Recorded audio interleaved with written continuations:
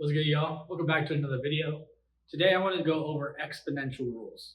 I know I made a video on logs, log differentiation, stuff like that, so I wanted to kind of take you to the other side of that game, exponents. Now typically exponents is something that you learn before log, which is the idea of repeated multiplication. Right, so normally we start with multiplication, right? Multiplication is repeated addition. For example, 3 times 2, right? That first number is what you're adding, so 3 in this case. And the second number is how many times you're adding it. So in that case, times 2, you're adding it 2 times, so 3 plus 3. Exponents are the same thing, except instead of addition, it's multiplication. So let's say 3 squared, or 3 to the second power. The 3 is still what you're multiplying, and then the 2 in this case is how many times you're multiplying it. So same concept, we're just changing the sign. Now, once you get more and more into exponents, you start realizing that's a little bit more complicated than that. And there's a lot of rules that come with it, and that's what we're going to go over today. And then afterwards, go over a few questions using those rules and how we get through them. So without further ado, let's get right to it. All right, so what are the rules? Well, the first rule is anything raised to the 0 power. So let's say, for example, 2 to the 0 is equal to 1. The next one is anytime you're multiplying exponents together and the base is the same. So let's say, for example, x squared times x to the third. This is the same thing as x to the fifth. In other words, we're adding the exponents, right? So anytime the base is the same, very important that the base is the same. When you're multiplying the numbers together, you add the exponents. So for example, let's take something like 4 times 2. We know that 4 times 2 is equal to 8, but the reason why 4 times 2 is equal to 8 is because of this idea. I can rewrite 4, for example, as 2 squared times 2 to the first. And notice, using this, 2 plus 1 is 3. I'll get 2 to the third, which ends up equaling 8. So that's kind of the reason why. Now the next one is with division. So you can kind of guess what this is going to be. But it's the same idea. If anytime you're dividing an exponent, as long as the base is the same, you subtract the exponents, which makes it, in this case, x squared, right? Makes a lot of sense. Usually the way that I like to think about it is whatever the numbers are doing, in this case, the variables, the exponents are doing 1 degree below. So anytime you're multiplying the numbers, you're adding the exponents. Anytime you're dividing the numbers, you're subtracting the exponents. This continues with this idea here. Anytime I raise an exponent to an exponent, what I do is I multiply the exponent. So in this case, this is the same thing as x to the sixth. And then these last two here are the ones that are most important and the most kind of different. The first one being anytime you raise an exponent to a negative number, this is the exact same thing as that same exact number, but flipped over. So think about it like this, x to the negative second is technically x over 1, and notice that this thing just simply flips over. Now a lot of people like to say it puts it in the denominator, but that's not necessarily true. Because let's say, for example, I take the same exact question and I put it in the denominator when it's negative, well now it's just going to be x squared. So it's not necessarily that it goes in the denominator.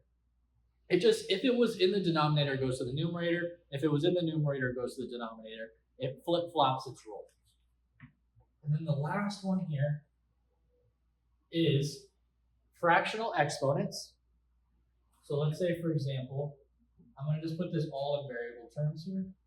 X, y to the z power is the same thing as the z root of x raised to the y.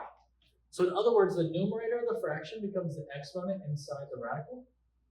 The denominator becomes the index of the radical, and then the base stays the base here. And that's basically it. So those are the rules, and I'll see you guys in just a second as we go through some questions together. So let's see it. All right, so I'm going to go through a few type of ideas here, a few type of questions, and kind of explain the process of what I'm doing and why it works. So let's say, for example, here, I got 18 x to the 9 divided by 3 x squared. So the way that you would solve this is like this. The numbers, the coefficients in this case, are just treated normally. 18 divided by 3 in this case is 6. And now I have to deal with these exponents here. So notice that the base is the same, so I can use exponential rules. And I'm dividing. So what I'm going to do here is I can think of this as x to the ninth divided by x to the second, also known as x to the ninth minus 2. So 9 minus 2 is 7. I can rewrite this as x to the seventh. And that would be it. All right. Next one here. Y to the negative second, x to the third, y to the third. Okay, first things first, is there anything I could do with the x? No, because there's nothing that has the same base, so that is as simplified as possible. So then that brings me here. Well, what I could do here is I'm going to rewrite this equation as x to the third times y to the negative second minus 3. Again, this is still the division rule, right? Quotient rule in this case, negative 2 minus 3. That's going to end up giving me x to the third times y to the negative fifth. And then the next thing here is negative exponent rule. Anytime it's a negative, it flips. So in this case, since it's on top, it's going to flip to the bottom, making the final answer here, x to the third, y to the fifth. And there's nothing else I could do here because these bases are not the same. So I would just leave it like that. Now, typically, you would always show your answer like this rather than this. The reason why is because in math, this is kind of like a tidying up type of thing, but you always want to show your answer without a negative exponent. So it's always like good practice anytime you have a negative exponent to make it positive, just because it's like the more simplified, the more neat version.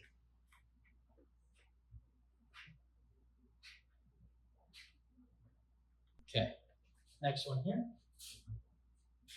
Negative 3. X squared.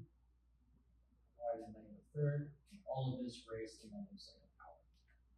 Okay, so the way that I would kind of go about this question is first thing I'm looking at, is there anything I can simplify inside the parentheses? In this case, there's not. There's no combining or anything like that that I can do. So then I move my way, well, out. So I see that it's a negative. So what does that do? Well, that's going to flip some things.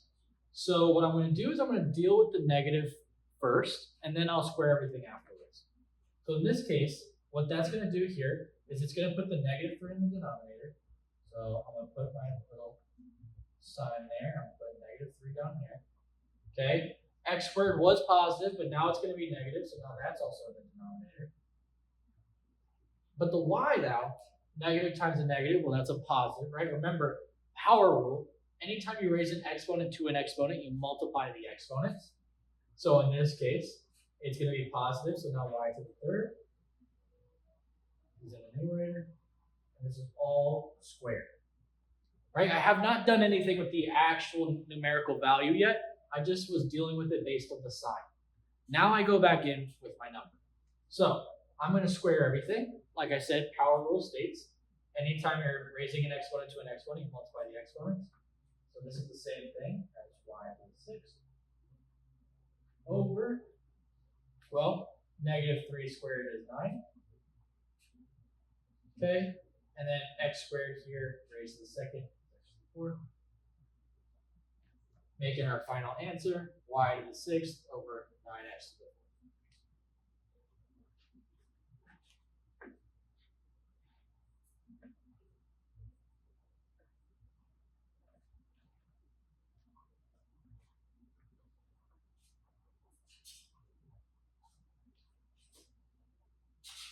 Okay, so I'm going to write my next one here.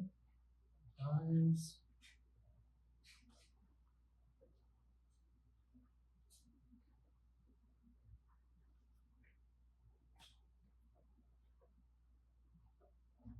okay, so next one here, I got negative 5x to the negative 5th times negative 2x to the 3rd raised to the negative 2nd. So order of operations here, I have to deal with the exponent in the parentheses first. So I'm going to raise this to the negative 2nd. What that's going to do is it's going to rewrite this thing as negative 5x to the negative 5th. times, in this case, 1 over, well, negative 2 squared is going to be 4, and then 3 of x raised to the third power raised to the second power is going to be x to the sixth. But 1 over everything, because that negative is going to put everything in the denominator in that case, giving me this answer right here. So now I could rewrite this whole thing as negative 5 x to the negative fifth over 4x to the sixth. And this is kind of like a fast way to do this. But anytime you have the negative 5, we can just bring that to the denominator. So instead of subtracting and then putting it into the denominator that way, the way that I would just do it is technically I'm doing this all in one step, but I'll show you here. I'm just bringing it down. Since it's negative, I just bring it down.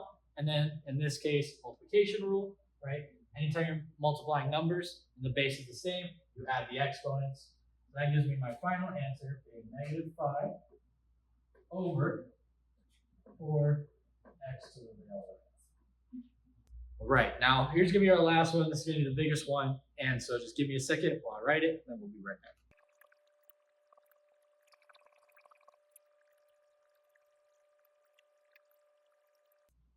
All right, so here's the question. I'm gonna try to say it all in one breath, so give me a second, because there's a lot here. This is 4 to the negative second times x times y to the negative third divided by x to the negative third times y, all raised to the third power, all of that times 8 to the negative first, x to the negative second, y, divided by x to the fourth, y to the negative first, all raised to the negative second power. Okay, so this is gonna have everything. So hopefully this helps. So the first thing that I would do when I'm tackling a question like this is I am most definitely going to simplify both of these separately and then deal with them together afterwards. So first thing I'm saying is 4 to the negative second. That is the same thing as 1 over 16. And then y to the negative third, that's the same thing as y to the third, or 1 over y to the third. And then x to the negative third, that's going to be brought up to the numerator. I can actually rewrite this whole thing with all those moves as x to the fourth over 16 y to the fourth.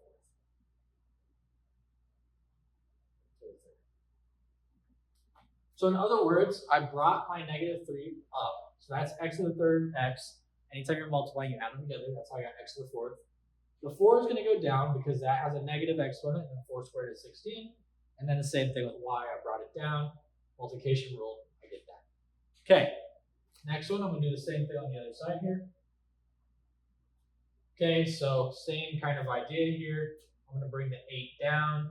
The y is going to go up, and the x is going to come down here. So in this case, this is going to be y squared over 8. And then in this case here, this is going to be x to the sixth raised to the negative. All right. I'll give myself some space here.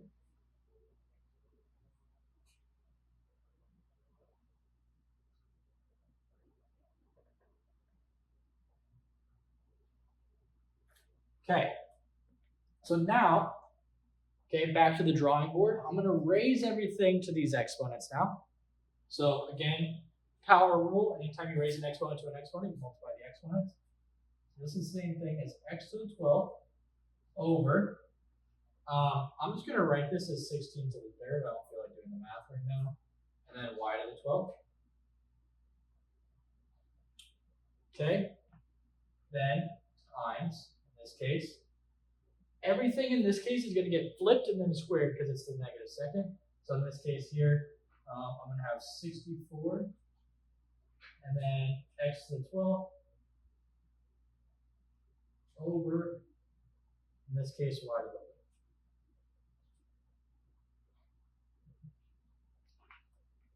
12th. Okay, there we go. Now, what I would probably do here is I'm going to try to cross reduce. That's what I'm saying right now. So what I'm going to do actually is I'm going to rewrite 16 as 4 squared. So now I have 4 squared raised to the third power, which remember, anytime you raise an exponent to an exponent, that's the same thing as multiplying the exponents. And I'm going to have this as 4 to the 6th. Why am I doing that? Well, because I can rewrite 64 as 4 to the third. And now what that allows me to do is it allows me to cross-reduce without all the crazy computation, because numbers work the same thing with variables, right? It's all the same. As long as the base is the same and I'm dividing, I subtract the exponents. So in that case here, 4 to the third minus 6 is going to be 4 to the negative third. In other words, 64 on the denominator. I'm just going to have 64 down here. Then x to the 12th times x to the 12th is just x to the 24th. And then finally, y to the 12th times y to the 4th, y to the 16th. And that's it. Well, I hope that helped. I hope you guys got something from this. If you guys have any questions related to this, any specific questions like homework, anything like that, feel free to drop it in the comments. But that's basically it, guys. Until next time, I'll see y'all. Take care. Peace out.